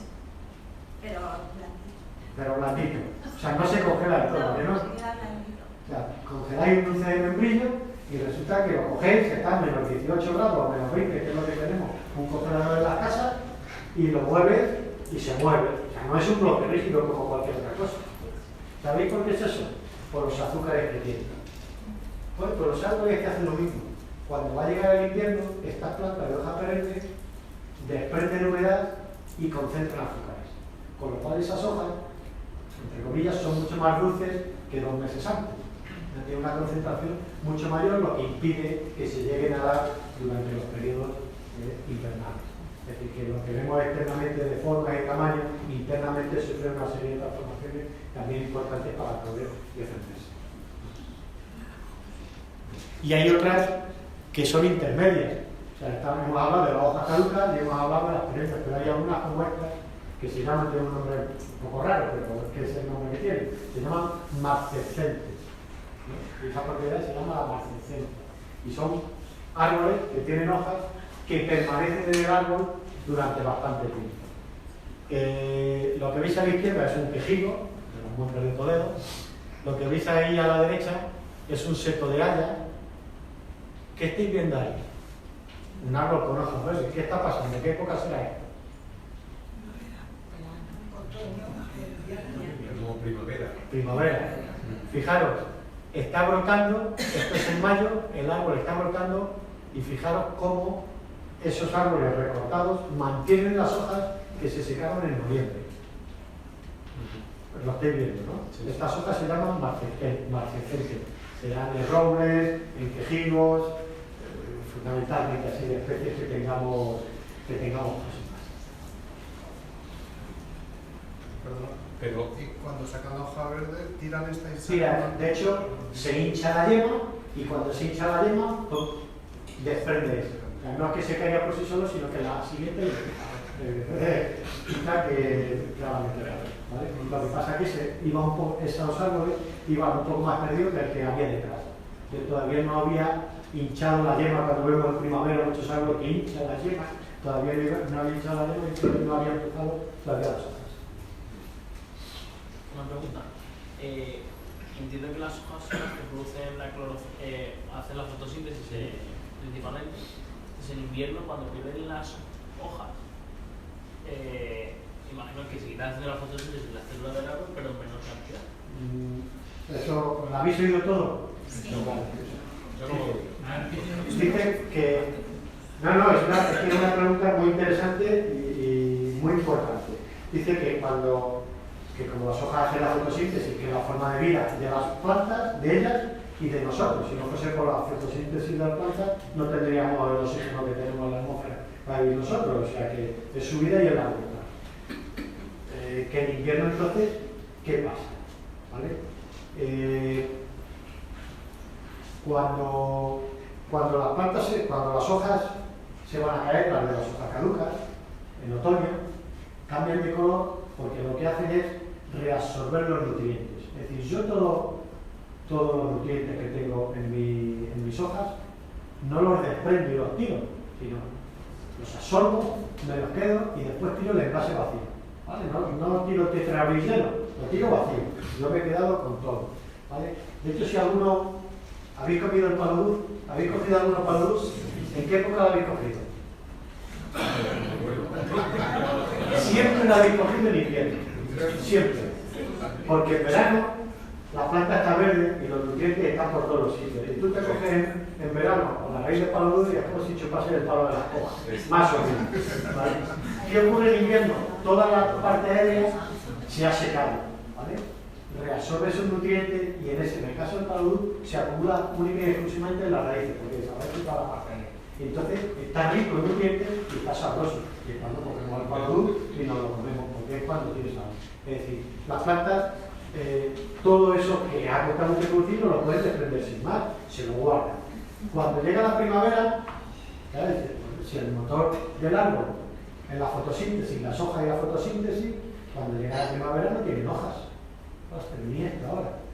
Pero si el motor no está funcionando, ¿cómo viven? Viven gracias a eso que se han guardado en la despensa en el otoño, para con esas reservas que tenían ahí, brotar. Tienen capacidad con esas reservas de brotar, echar nuevas hojas, y cuando ya echan nuevas hojas y ya han gastado el almacenaje que tenían, ya las hojas van a hacer de motor. ¿Vale? ¿Entendéis? Y por eso, nunca, de estas plantas de hoja caduca, nunca debemos podarlas en otoño, cuando mucha gente tiene una ganas. Ya es que me voy a ir de la parcela para poder y tal, lo voy a dejar ya podado, que se quede limpito. No. Hasta que la planta no haya tirado la última hoja por sí mismo, ni se os ocurra hacerlo. O sea, lo que está sucediendo es que si vosotros cortáis eso, le estáis debilitando, porque cuando llegue primavera le va a costar mucho brotar y va a estar más débil. Y si al año siguiente lo podéis hacer, va a brotar también y va a estar mucho más débil. Y a los 3 años se va a morir, con lo hermoso que estaba. Y lo bien que lo he podado todos los años, ¿no? Y la ha ido matando poco a poco porque lo ha ido debilitando. Entonces, en invierno lo que hacen es invernar. Se quedan latentes. Incluso los de hoja perenne. Se quedan ahí latentes porque hace frío y no hay condiciones climatológicas ni en la atmósfera ni en el suelo para poder tener vida. Se quedan latentes. Lo que pasa es que los de hojas perennes están preparados para cuando empieza el buen tiempo actuar inmediatamente. O sea, son mucho más rápidos en empezar a hacer esas funciones porque ya están cubiertos de hojas. No tienen que tardar un mes y pico en cubrirse de hojas. Pero no renuevan las hojas, en el laurel no se renueva. ¿Se renuevan las hojas o no? Pues menuda duda ahora. Sí. En estos que están siempre verdes, ¿qué pasa? Claro, ¿qué pasa? Porque el laurel Tenéis un laurel Sí. y no vale nunca hoja en el suelo, ¿no? Siempre. las cojo Sí, para sí, cocinar. Siempre hay en el suelo. Y durante todo el año. Sí. Algunas, pero no excesivamente. No, claro. En verano. Todos, las de hojas perennes, todos renuevan las hojas, pero no lo renuevan de un golpe. Las de hojas caducas, llega el otoño e invierno, lo tiran todas. Y si tienen 2 millones de hojas, tiran 2 millones de hojas y brotan después 2.200.000, ¿vale? Con la nueva brotación. Si la planta es siempre verde, que se llama la de hoja perenne, va renovando permanentemente las hojas. Hay especies donde se renovan cada 2 años y hay especies que tardan 7 años en renovarse totalmente. Por eso siempre veréis que en el suelo de un sitio donde tengáis siempre hay hojas. Y mucha gente dice, qué sucio es esta, qué sucio está. Siempre estoy barriendo. Claro, es que durante todo el año está tirando. Y sobre todo, tiran más no en invierno, sino en verano. Porque es una defensa contra la sequía. ¿Vale? Si tengo menos hojas, se va a poner menos agua. Entonces tiro más. ¿Vale? Si vais a un jaral, vais al monte y vais a un jaral, veréis que el suelo está lleno de hojarasca, lleno de hojarasca. ¿Vale? Y es perenne, sí, pero están renovándose continuamente a lo largo del año. Esas hojas, ¿es bueno quitarlas? No. ¿Dejarlas? Eso es lo mejor que puede haber. O sea, eso es la mayor fertilidad que puede haber en la naturaleza en las hojas en descomposición. Las suyas, las de no eso que se dice que hay que quitarlas porque producen enfermedades. Nunca. Yo recuerdo hace muchos años aquí en Toledo, un plan de empleo. De repente, un día veo en la Bastida un autobús con 40 personas barriendo todas las acículas ¿vale? Cargándole también para llevarse al vertedero, por ejemplo, que le llamé al concejal, digo, pero ¿qué disparate estamos haciendo? O sea, le ha costado al final producir algo de materia orgánica de fertilidad para el suelo 40 años y ahora traemos a 40 personas para que lo quiten. O sea, cuando empezaba a tener un poco de cobertura, de tal, de nutrientes, o sea, eso es lo mejor que va a haber. De hecho, los árboles son como magia. Tú en un sitio yermo y pobre tienes 2 o 3 árboles y con el paso de los años el suelo que hay debajo del árbol y alrededor es un suelo rico. Gracias a las hojas, a las ramillas y tal que ha ido cayendo, como ha ido cayendo aparecen las hormiguillas, esa materia orgánica se descompone y tiene un suelo fértil. Y pasa de un suelo pobre a un suelo fértil solamente con la presencia de los árboles. Bueno, nos vamos de flores ahora. ¿Sí? ¿Todas las plantas tienen flores? ¿Vosotros las veis? No las veo. No las veo. ¿Qué os parece? Pues sí, todas las plantas tienen flores. Lo que pasa es que algunas son vistosas, como las rosas, los almendros, los membrillos y los magnolios, y otras no son nada vistosas como los pinos. ¿Habéis visto las flores de los pinos? Casi nadie. Yo con la vista de una flor de pino, casi nadie, ¿vale? Pues fijaros, eso que hay ahí, todo eso, es el polen de las flores de los pinos. ¿Vale? Normalmente, estos árboles que tienen esas flores tan poco atractivas, que nos pasan desapercibidos a casi todos, suelen ser más primitivos en la evolución, o sea, son mucho más antiguos, ¿no? En cambio, los más modernos han coevolucionado, son más eficientes. Pues claro, fijaros que un grano de polen de eso, que es microscópico, tiene que llegar al ovario de otra flor que puede estar donde sea. ¿Qué cantidad de pólenes tiene que echar un árbol o un arbusto o tal para que el azar le lleve a que justo vaya al ovario de una flor femenina de otra planta? Infinidad. Los que sois alérgicos lo sabéis. Infinidad. Millones y millones de pólenes. Porque están jugando con el azar. Tiene que caer de casualidad en la flor femenina para fecundar. Entonces, esas flores siempre están en la parte externa. Son flores desnudas y tal, para que el viento favorezca la diseminación. Y forman estas nubes, ¿no? Esto es un pinar, de repente viene una revolada de viento y se pone todo el cielo amarillo. Estos días, si tomáis una arizónica o un ciprés o tal, le dais un golpe, ya hay algunos que hacen una nube, millones de granos de polen. Estos pólenes para fecundar a la flor femenina se hacen por el viento. ¿Qué ocurre? Que cuando las plantas que son más evolucionadas, en el periodo del paso del tiempo, son más cercanas han aparecido más cercanas a nuestra época, ya son más eficientes. Entonces lo que hacen es aliarse con un murciélago, con un colibrí, con una abeja o con un escarabajo. Entonces ya no le hace falta producir millones de pólenes. Ya con unos cuantos cientos es suficiente. ¿Por qué? Porque se han hecho atractivas para que vaya la abeja, le han dado de premio un néctar, una mielecilla, ¿vale? Le dan ese premio y la abeja no lo hace gratuitamente. Me parece bien, podría colaborar en la polinización y tal, para que haya más cosecha y más. No, simplemente la planta le está ofreciendo un néctar, que es una mielecita, va allí por eso, ¿vale? Pero al mismo tiempo le impregna la espalda, las patas, lo que sea de polen, y cuando va a otra flor, está fecundando a la otra flor. Y está haciendo ese trabajo. ¿Entendéis lo que digo? Dependiendo dónde, pues es un animal o es otro animal. ¿Vale? Pero se han especializado en eso, hasta el punto de que hay plantas y determinados animales, insectos normalmente, que son exclusivos. Hasta que si desapareciese esa planta, desaparecería esa especie de insecto. Aquí lo veis. Una flor muy vistosa. Esto es de un lilo. ¿Cómo está la abeja? Fijaros eso que lleva ahí, es el grano de polen. Los que coméis polen, que lo compráis, ¿vale? Son esos granos, y más ni menos, tal cual, puro, de naturaleza. ¿Vale? Entonces, cuando veáis plantas con flores grandes, los que sois alérgicos, decís muchas veces, quitarle esta planta y tal, me están produciendo alergias. Nunca. Una planta de flores grandes, prácticamente nunca produce alergias. Son aquellas que las flores son inapreciables. Las gramíneas, los cipreses, ese tipo de plantas que de antemano antes reconocíais que no florecían porque nunca habíais visto la flor. Esto que veis aquí es la rama de una encina.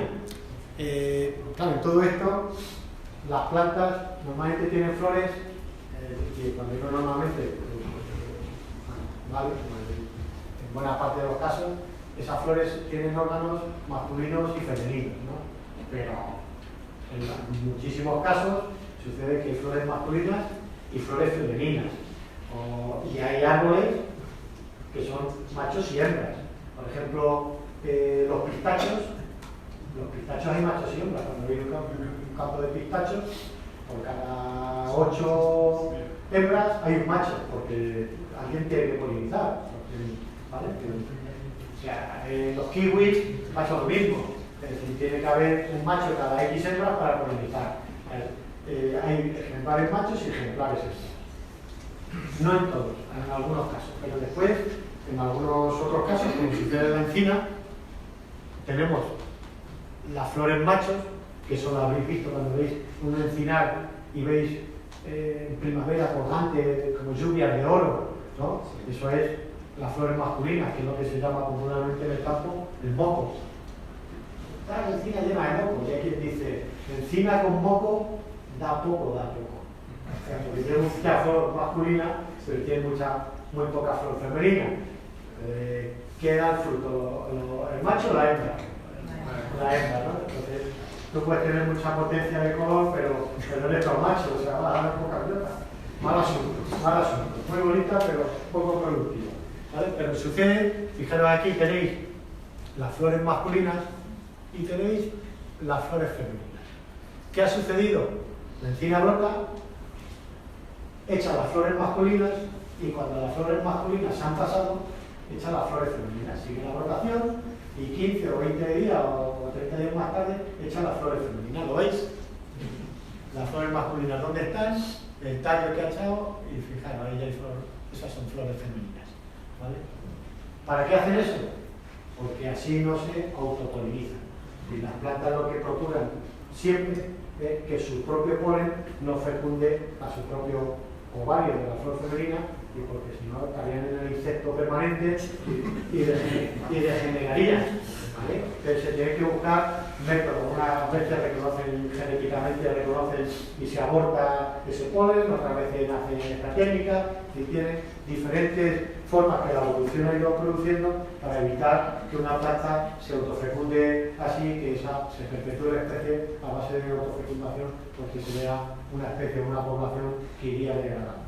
¿Vale? Se iría mormonizando.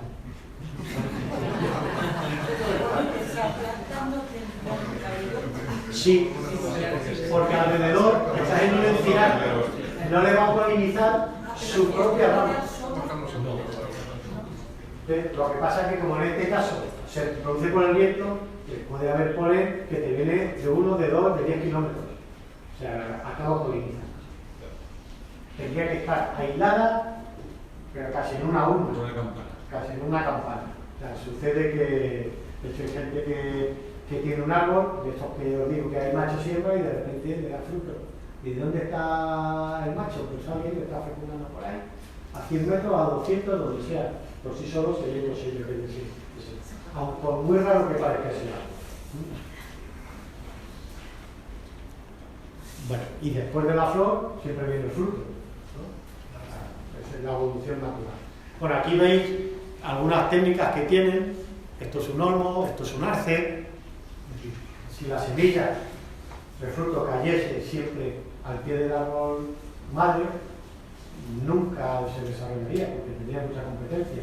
Tendría un árbol, un arbusto ya grande, con las raíces extendidas, con la sombra y tal, no podría competir. Normalmente buscan técnicas para poderse dispersar. ¿Vale? No penséis en el jardín, pensad en la naturaleza, en un bosque, en el campo, en el monte.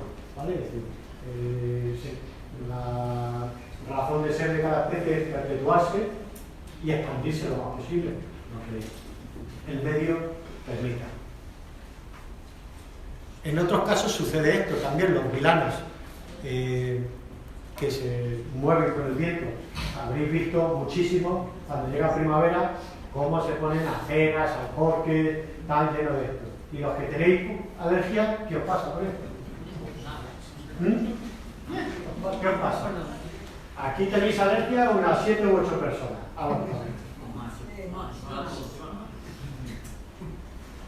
¿Os pasa algo cuando aparece esto así? Lloramos, De hecho, yo he visto, concejal, por favor, toma nota, toma nota para no hacer caso, ¿vale? Concejal de medio ambiente, eso por no tener. Claro, sí, también de eso. Normalmente cuando llega esta época y estos vilanos de los chopos empiezan a ahogar y tal, y se acumulan en grandes cantidades, incluso en algunos sitios es peligroso por los incendios, porque es que le ponen así. ¿Vale? La gente que tiene alergia van al ayuntamiento a decir, por favor, que corten el chopo este que yo meto en mi casa, que no me deja vivir. O sea, que me pase un mes tosiendo, estornudando, con los ojos rojos y tal. No tiene nada que ver. ¿Qué ocurre? Que justo cuando esto, que no es polen, que es el fruto, con una estructura membranosa que se ha creado para poder volar, igual que veíamos antes, estos tienen un ala, estos son como un platillo volante, que es una estructura que se han generado para que con un poquito de brisa desplazarse. En este caso han echado esas pelusas, ¿vale?, para poder volar. Pero no son flores, no son polen, son frutos y semillas, ¿vale? Las semillitas, nada, como una cagadilla de gusano de seda, más pequeñita todavía, y se mueve gracias a eso. Esto no hace nada. Lo que sucede es que justo cuando los chopos están hechos es cuando las gramíneas están en plena floración. Las gramíneas, el polen, no lo veis nunca, pero esto sí se ve. Entonces la gente asocia, cuando llega ese momento, que es esto el que está produciendo su mal. Esto no está produciendo absolutamente nada, ¿verdad? Que está sintiendo un malestar inmenso y al mismo tiempo está viendo esto que revolotea, ¿no? ¿Cuál es el culpable? El chopo. Y hay ayuntamientos donde acaban cortando chopos por la presión del vecino, de los vecinos, que dicen que se están poniendo malísimos por los chopos que hay ahí. Que no se corte ningún chopo por cualquier otra cosa, vale, pero no porque esté produciendo problemas alérgicos a ninguno de las personas que padecéis. Bueno, vamos, si estáis muy cansados, lo agilizo, que hasta las 9:15, bueno, a las 9, sí, por dar un cuarto de hora, además.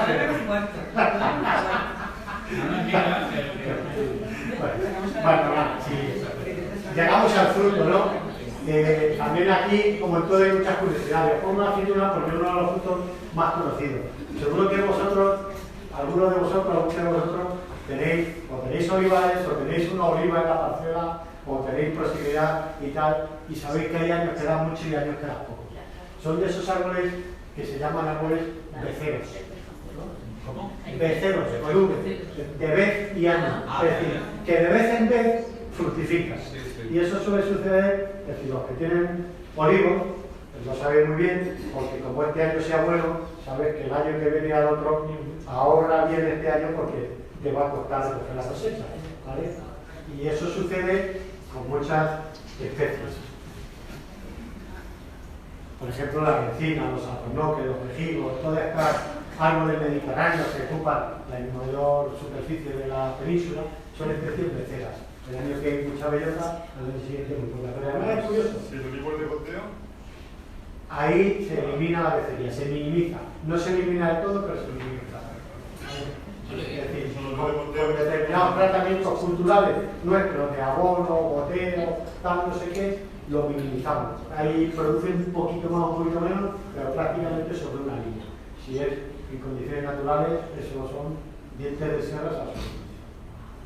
Que en el pueblo me contaban, con lo que me acabas de decir, que la BCA era también, bueno, ellos decían que era por, que claro, cuando, y claro, no me quedé yo sin saber, no había ido la palabra, era porque un año que tiene bueno de aceitunas, pues le dan muchos palos a la oliva, o sea que eso... No tiene nada que ver. No, porque de hecho ahora que se coge con vibrador, se dan muy poquitos palos, y sí que sucede. O sea, eso no tiene nada. Es porque genéticamente y son factores propio de las especies y del contexto ecológico en el que están. ¿Vale? Nosotros tenemos una dehesa, como está aquí, que es de la zona de dehesa del occidente de la provincia de Toledo, de Vegada, Alacán, Parrilla, de esa zona. Resulta que el año que da mucha bellota, el 75% de los árboles, el 80%, dan mucha bellota. ¿Vale? Hay el 20 o 25% que no. Al año siguiente, que no da ninguna, hay el 20% que dan bellota, ¿no? Es decir, hay una disciplina masiva, pero no unitaria. La inmensa mayoría no producen o producen y la inmensa minoría van al contrario. Por eso que tiene la cita dice, hay un año muy bueno y otros te dan menos, pero da agua, pues claro, efectivamente, sí. No pasas a cero absoluto, pero pasas a rayar la antieconomía de coger, ¿vale? O sea, eso es una cosa natural en nuestro contexto ecológico y ambiental. Y después tenemos una serie de adaptaciones, os voy a poner algunas. Fijaros aquí el color blanquecino, ¿lo veis? Es una jara, o no la jara pringosa, es otra jara. La jara blanca se le llama jara blanca porque su aspecto es blanquecino. Y eso es un olivo. Fijaros que tiene plateado una parte, ¿no? Y es que en vez de la hoja, es decir, la parte de abajo, está lleno de pelillos. Estas son adaptaciones de las plantas. Normalmente las adaptaciones de las plantas no es por una cosa única, es para muchas cosas al mismo tiempo. Si tú tienes una hoja con pelillos, eres bastante más ingrato al paladar de un herbívoro. Nos pasa a nosotros. O sea, cuando te comas una hoja de borraja cruda, se te queda el paladar, ¿no? que no se te reanima en el día. ¿Vale? Si tú tienes muchos pelillos, eso es muy ingrato. Además, ese pelillo, sobre todo lo que hace es aislar para defenderte de la humedad que tú tienes. Primero, veis que son pelillos blancos. Es decir, reflejan más la luz solar, por eso se encargaban las casas de La Mancha, en Andalucía, se pintaban de blanco. Eso ya lo habían inventado las plantas millones y millones de años antes, y se ponían blancas para rechazar la mayor intensidad de rayos, la mayor cantidad de rayos en pleno verano para calentarse lo menos posible. Y además sucede una cosa, con esos pelillos las plantas evaporan agua, ¿vale? Y esa evaporación es a través de las hojas.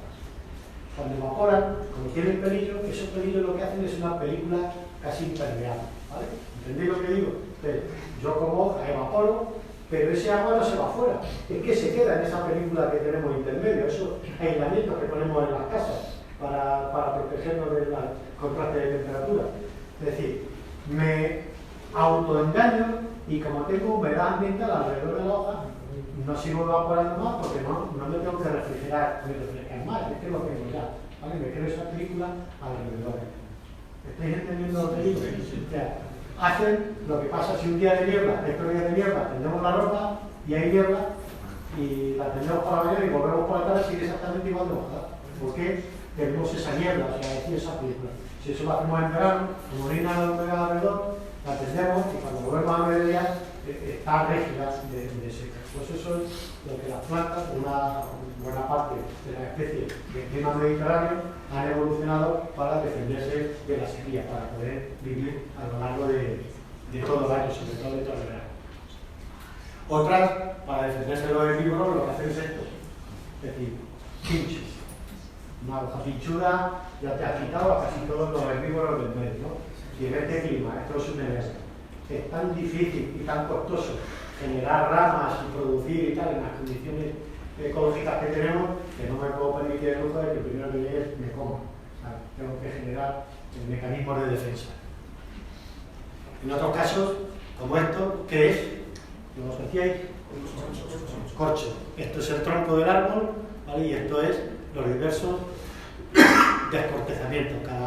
Aquí se suele hacer cada 9 años. ¿Vale? Eso es una protección contra los incendios.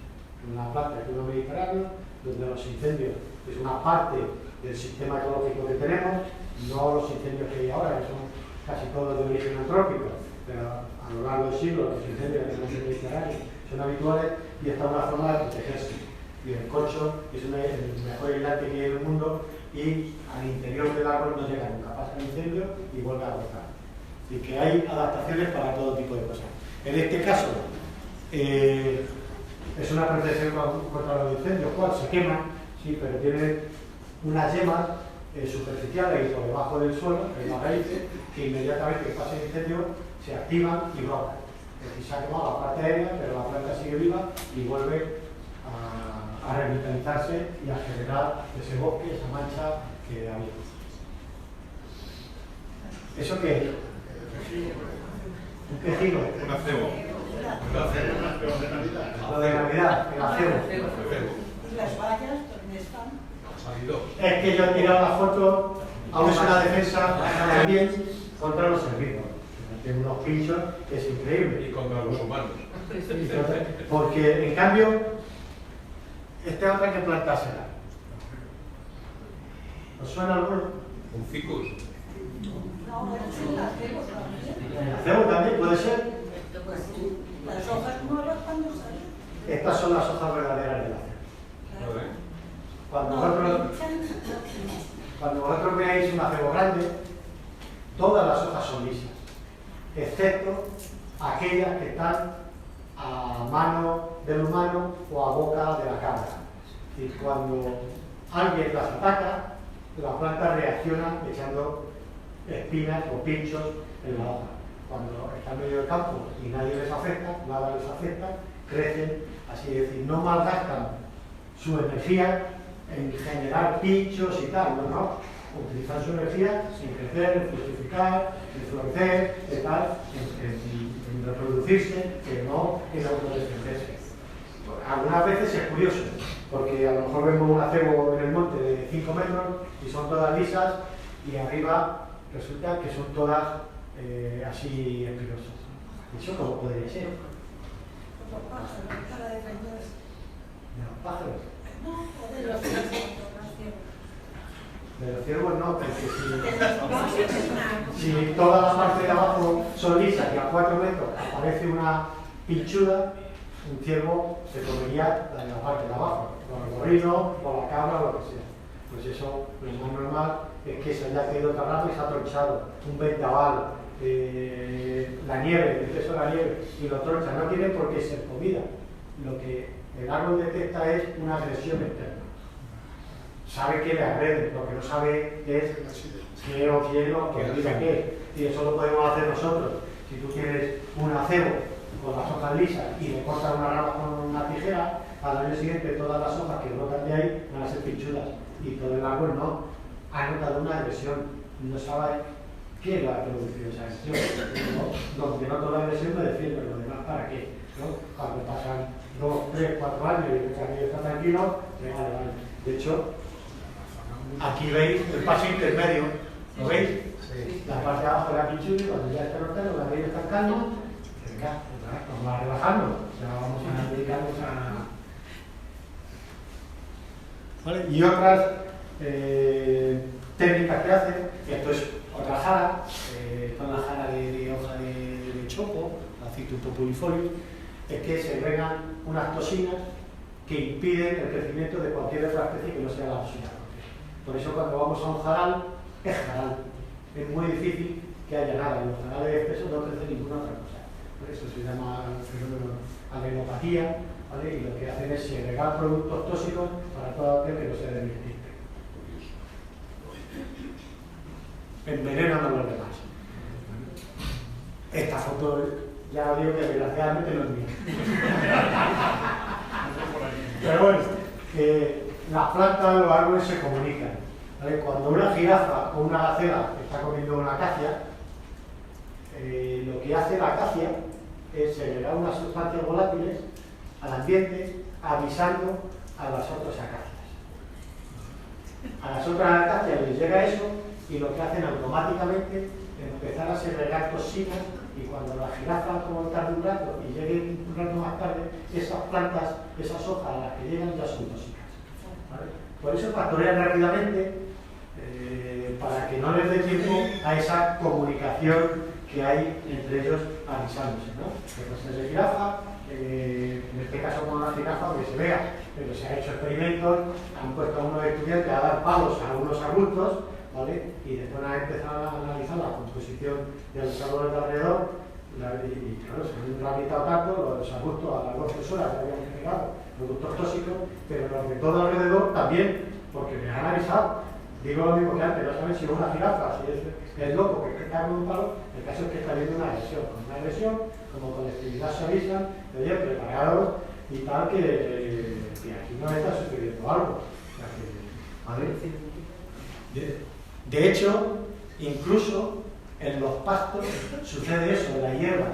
Se ha comprobado que cuando una vaca o un caballo está comiendo hierba, la hierba también produce esas sustancias y las emiten a la atmósfera.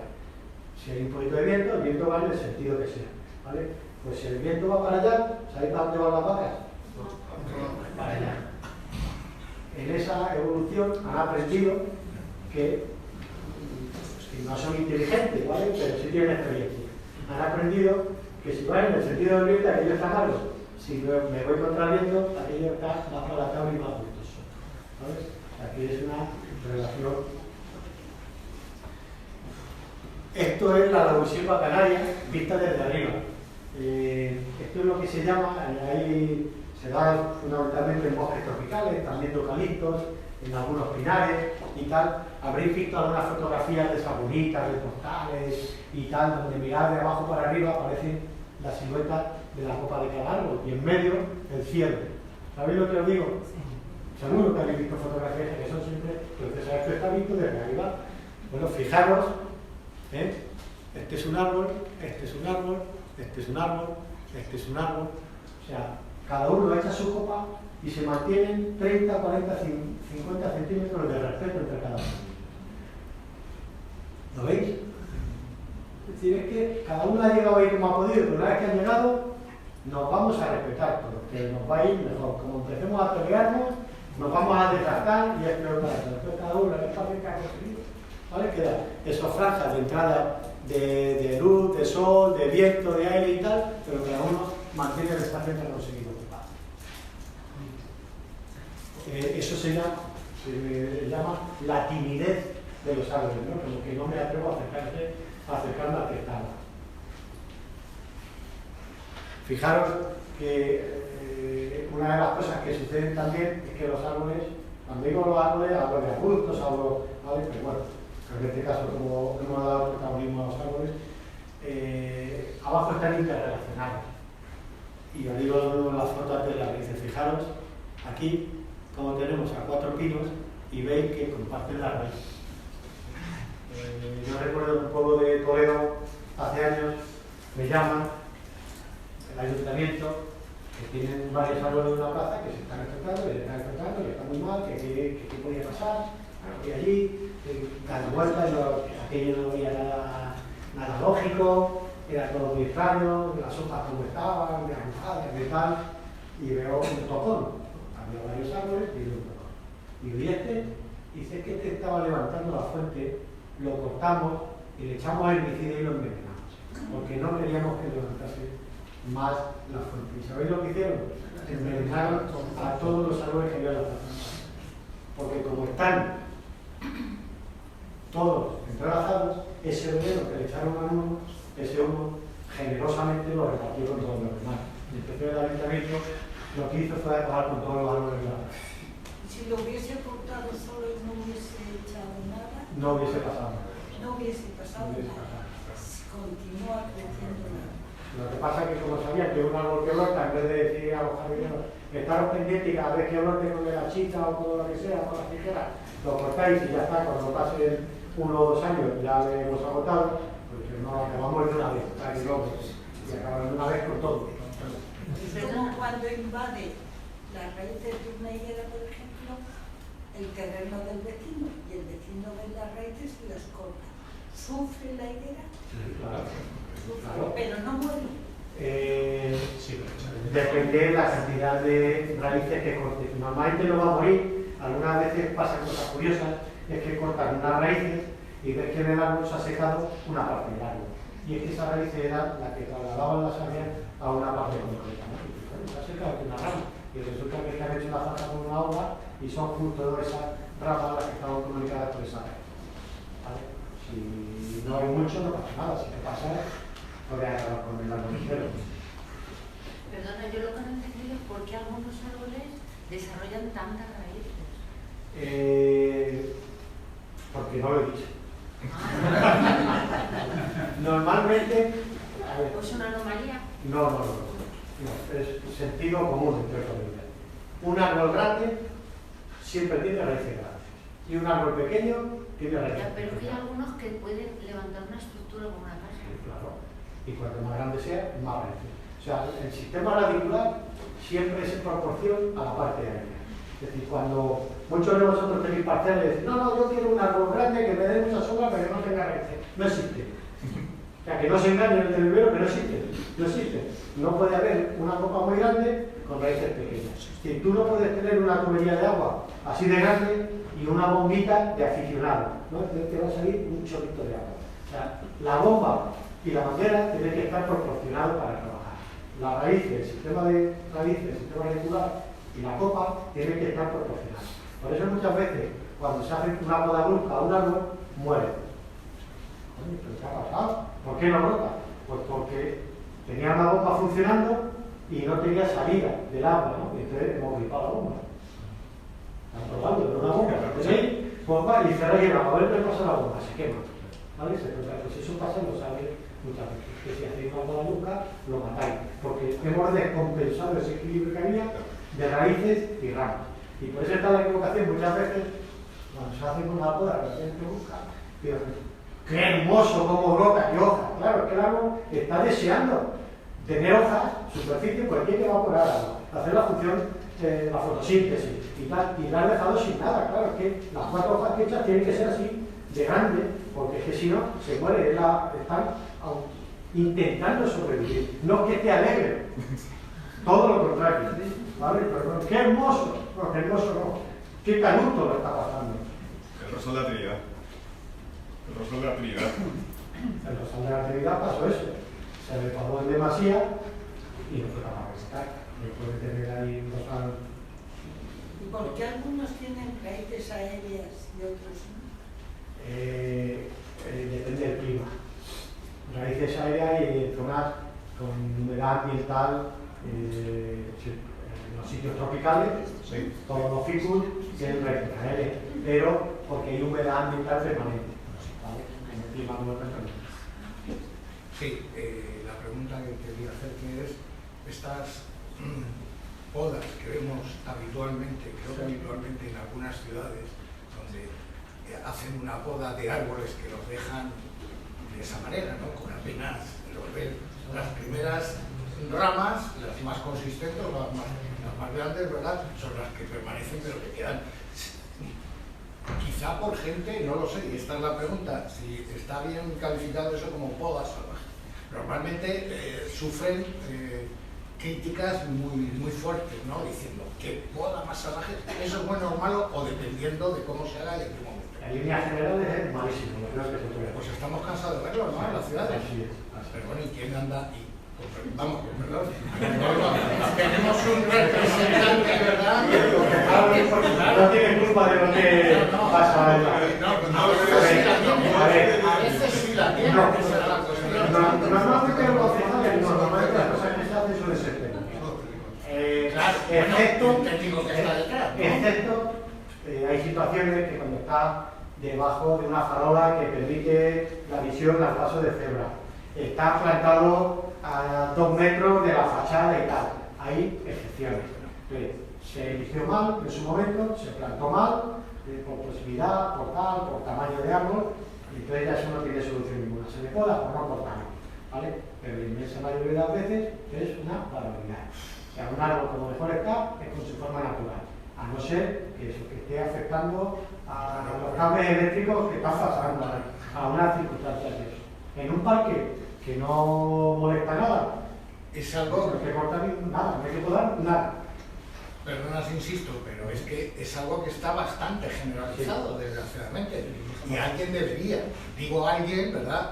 Tú mismo, por supuesto, con toda autoridad, y alguien que se dirigiera a los responsables, si no es el concejal, probablemente directamente el responsable, pero si tiene que haber unos técnicos, tiene que haber alguien, debe de haberlo, que tiene que dar la instrucción de decir se poda o no se poda. Pero como es algo tan frecuente y ocurre, no sé si casi todos los años, en las grandes ciudades, por ejemplo, cada vez es menos frecuente, porque ya hay un equipo potente, unos servicios técnicos. O sea, que era desconocimiento hasta ahora, entonces, ¿no? Sí, hablando de poda, ¿qué opinas de estas podas a los olivos que hacen artísticas? A mí personalmente no me gusta, porque no vivo en su plenitud. Es espectacular, es de los mejores árboles y más bonitos que podemos conocer. Se da mucho. Pero ante la estética yo no digo nada. Y si a alguien le gusta tener los muñequitos esos, a mí no me gusta, ya está. Igual que recortamos un seto. ¿Y un seto recortado te gusta? Se le da esa funcionalidad, pero esas plantas, si las dejásemos, serían arbustos o serían árboles. Ya depende del uso y de la estética. No es ni bueno ni malo. Otra pregunta. Es que no he entendido muy bien si hay árboles que hay que podar en verano y otros en invierno. No entiendo bien si este... No, es que normalmente digo podar. A ver, aquí yo todo lo que digo estoy generalizando porque es imposible hablar de... Hay árboles que aguantan muy bien la poda, como son los plátanos de sombra, y otros árboles que la aguantan muy mal, ¿vale? A los frutales hay que podarlos todos los años prácticamente. Porque tú haces una poda para darle una forma baja, globosa, cuanto más insolación mejor, porque quieres que florezca mucho y fructifique mucho. Pero no hay que extrapolar, que eso es lo que había sucedido hasta hace muy poco, es que esa poda agrícola se trasladó durante decenios a las ciudades, al árbol urbano. En el árbol urbano lo que queremos es sombra, estética y sombra, no queremos que produzca frutos, ¿vale?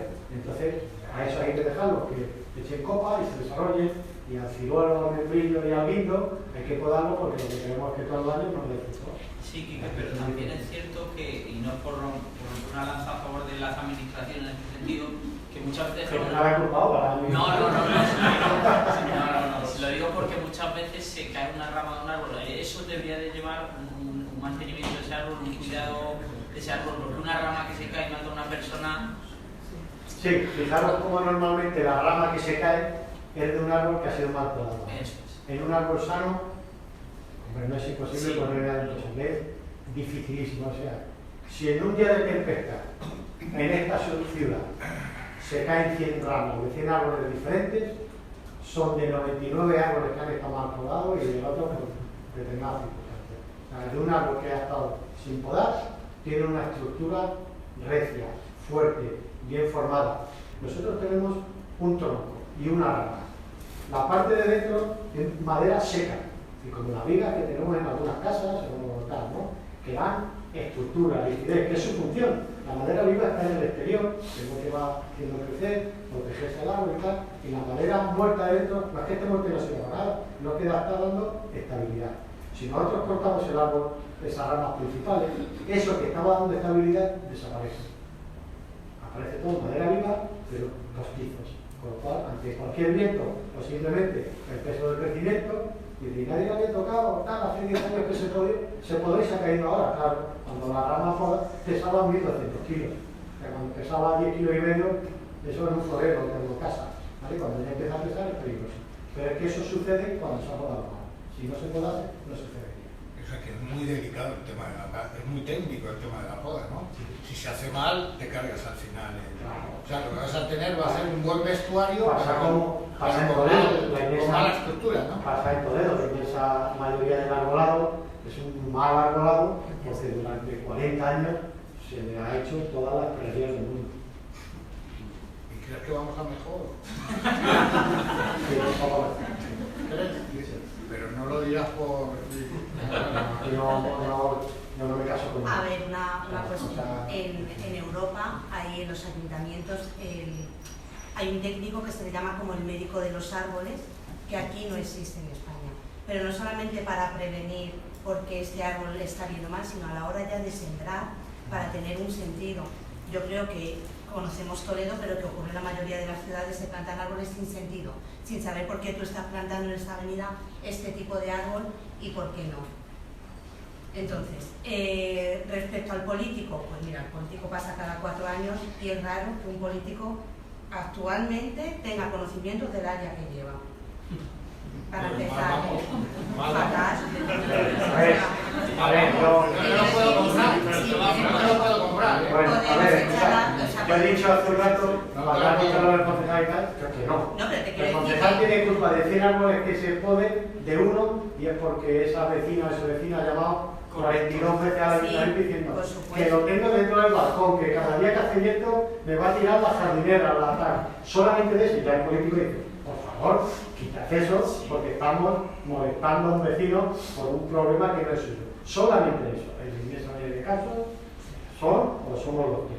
Y las personas también, porque el miedo es libre. Nosotros en el trabajo ha habido días de ir 10 veces a un árbol, a un pueblo, no voy a decir el nombre, porque el vecino, un árbol enorme que había que cortarle y había que podarle, que no podamos, que es que hace mucho años y se mueve 2 metros. Pero se va a caer la rama, pero al final es la No, pues dilo porque lo mismo paso ya debajo de... No, pero sí. Dime qué hago es Sí, ese. es el ejemplo que muchas veces somos nosotros. Y eso fue a raíz de la niña que murió en Madrid que se le cayó el árbol.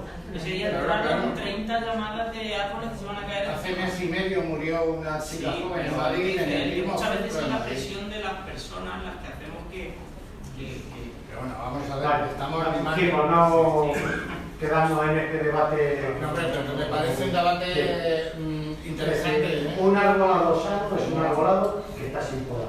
Y ese arbolado que está sin podar, una ramita que se cae, una que se cruza no sé qué, genera casi nulas problemas. Los problemas que se generan son cuando un arbolado está podado y podado brutalmente. Fijaros, aquí en 2011, creo recordar, organizamos el primer congreso de arboricultura hispanoamericana. Bueno, cuando nos reunimos un año antes o tal con la gente organizadora de España, viene a Toledo, damos un paseo y se está dando una barrera. Pero ¿cómo vamos a organizar un congreso de arboricultura hispanoamericana en Toledo? El primero, con el arbolado que hay, que es un desastre, ¿no? Y entonces hubo que sacar un lema, era primer congreso de arboricultura hispanoamericano, y era restaurando el pasado, planificando el futuro. Vamos a hacer un niño para que cuando la gente diga cómo nos traéis a esta ciudad a hacer un congreso de árboles, precisamente traemos a esta ciudad porque queremos ver cómo no se deben hacer las cosas y cómo debemos planificar para mirar más allá. Y eso es lo que tenemos que hacer. Mirar sobre todo hacia adelante y hacer las cosas mejor de lo que lo Estoy de acuerdo con esa visión, o sea, justamente aquí, porque estamos mal, hay que traer el congreso para aprender. Bueno, continúo. Bueno, fijaros en estas relaciones, estáis viendo ahí, ¿no? Lo que sucede. O sea, lo bueno de esto es que como es visual casi no lo tengo que contar, porque lo veis entonces no lo creéis, porque si lo contáis a lo mejor creéis que os decía mi nombre. Pero así se ve. Bueno, pues fijaros, esto de aquí, ¿alguno intuye que puede ser? Una raíz, un tocón, ¿vale? Pero un tocón, fijaros qué curioso, ¿veis esto? Un reborde, ¿lo veis? O sea, no está liso, se corta un árbol y está todo liso, claro, aquí, veis que hay un reborde, ¿no? Fijaros, ese es el tocón, ¿vale? Mirad lo que está pasando aquí, está lleno de árboles, estos son secuoyas. Este es el parque natural de las secuoyas de Cabezón de las Alas, en Cantabria. Esos son secuoyas. ¿Qué ha pasado? Ese árbol se cortó en su momento por lo que sea y el tocón sigue vivo. O sea, las raíces de los demás todavía están conectados con este y no han dejado morir al tocón. Y se puede, hace poco salió un artículo de un tocón que se había descubierto y se piensa que por los datos que había llevaba 500 años muerto. Y el tocón seguía vivo porque el resto de árboles siguen nutriéndolo, ¿no? Los va a ser capaz de evitar. Este es el mismo tocón, fijaros, años después, como tiene uno ligero, uno ligero. Y esto que veis aquí es otro tocón, y este yo creo que es la bota de Oscar, que está por aquí. Es un tocón de un quejigo en los montes de Toledo, lo mismo, se corta en su momento para leña, para carbón, para lo que sea. Eso que hay ahí es otro quejigo. El resto de árboles que hay alrededor de quejigos todavía están conectados con eso y le siguen alimentando. Y ese tocón llevará ahí 15, 20 o 40 años vivo. No se pudre porque está vivo. no brota tampoco, está latente, gracias a esa red de raíces que están interconectadas unas con otras. Después tenemos las plantas parásitas como en todas las sociedades, ¿no? Pues sucede. Esto es el muérdago. Aquí lo veis, si vais, tiene que haber un ambiente húmedo en la mitad peninsular norte. Si vais, aparece pues, en chopos, en pinos, en manzanos, en tilos, por lo menos un 40 especies diferentes aparece en el muérdago, esa planta que en Estados Unidos se pone también en Navidad, encima de la puerta, ¿no? Si pasas por debajo de ella y te dan un beso de felicidad.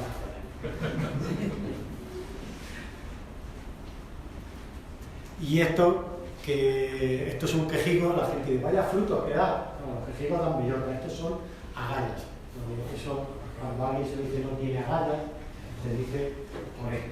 Las agallas, en esos momentos que tenía esta sociedad tan machista, se relacionaban con nosotros que tenemos los hombres, ¿no? Y entonces tener agallas era tener fuerza. Sí, por no decir la palabra, tener fuerza, ¿no? Y es por la similitud que se le daba a esto que es un tumor vegetal. Esto se produce en los árboles, hay una avispilla que pone un huevo, el árbol nota que hay algo externo y le genera una cámara para aislarlo para que no afecte a los demás. Una coevolución entre plantas e insectos, ¿no? Aquí el beneficiado es el insecto, pero la planta se malgasta energía para aislarlo, y la avispilla sigue poniendo huevos y como eso, pues fijaros, eso es un monedero. ¿Vale? Ese es el detalle, lo que es la galla. No tiene nada que ver con un fruto, es un tumor vegetal. O otras plantas parásitas como la coscuta, esa aparece aquí en Toledo, en cualquier sitio donde vayáis hay coscuta. Es una plantita filamentosa, esa es la flor, de ahí sale el fruto, la semilla cae, germina en el suelo, echa unas recillas, se empieza a mover, a culedorear y cuando llega un arbutillo que haya por ahí, sacar al arbusto y sale las raíces fuera, no le sirve para nada. Y ya vive a expensas de la planta que parasita. Entonces esa maraña que veis ahí, ¿vale? Que está viviendo a expensas de las plantas que tiene. Si diese la casualidad que la semilla cae aquí y empieza a extenderse y no hay nada, muere, porque no tiene una planta de la que vivir. Vale, o bueno, esto que ya empezamos aquí con relaciones ya de plantas, animales y tal, cuando lo digo porque muchos de vosotros que tenéis parcelas y tenéis frutales os empeñáis en matar a las hormigas. Las hormigas se suben y bajan a los frutales por tiburones. El problema que está generando el árbol no son las hormigas, son los pulgones. Los pulgones son los insectos chupadores que arrugan, que tocan el fruto, las hojas se arrugan y tal. Y las hormigas lo que van es a comer esa secreción suya, que es una melaza que está muy dulce y muy gustosa. Si queréis, lo podéis probar. Cuando tengáis pulgones, poned el dedito y lo chupáis. Sabe igual que la luz. Y eso la enfermedad del árbol, la melaza esa. No, eso es porque hay pulgones. Cuando apartéis debajo de una acacia en verano, ¿cómo ha puesto esto de peligroso y tal? Es porque arriba está lleno de pulgones. Y ya si os fijáis un poco más, miráis el tronco y digo, las hormigas subir y bajar. Entonces la gente dice, vamos a meter a las hormigas. Las hormigas no están haciendo nada. Se están alimentando de la secreción de los pulgones. Que hasta son beneficiosas en ese sentido. Sí, lo que pasa es que las hormigas defienden a los pulgones. Cuando va por ejemplo, una mariquita que es comedora de pulgones, cuando va a comerse a los pulgones, las hormigas atacan a la mariquita. Porque no puedo permitirme que me quiten mi fuente de alimento. O sea, claro, empezamos a relacionar y tal, todo es mucho más complejo que lo que vemos a simple vista. Vale, bueno, fijaros, como hemos visto hormigas, estos son las hormigas cortadoras de hojas, de esa vida inteligente animal, inteligente entre comillas, ¿vale? Es decir, en este caso son hormigas agricultoras, cultivadoras, porque lo que hacen es que cortan las hojas. Las hormigas no se comen la hoja, se lo llevan al hormiguero. Estas hormigas están en sitios tropicales, donde siempre hay humedad y temperatura, se lo llevan al hormiguero y en el hormiguero lo que hacen con estas hojas es que se empiezan a podrir y se desarrollan los hongos. Y las hormigas se alimentan de los hongos. Lo que hacen es dar de comer a los hongos para alimentarse. Vale. Bueno, y no os quiero cansar con eso, así que...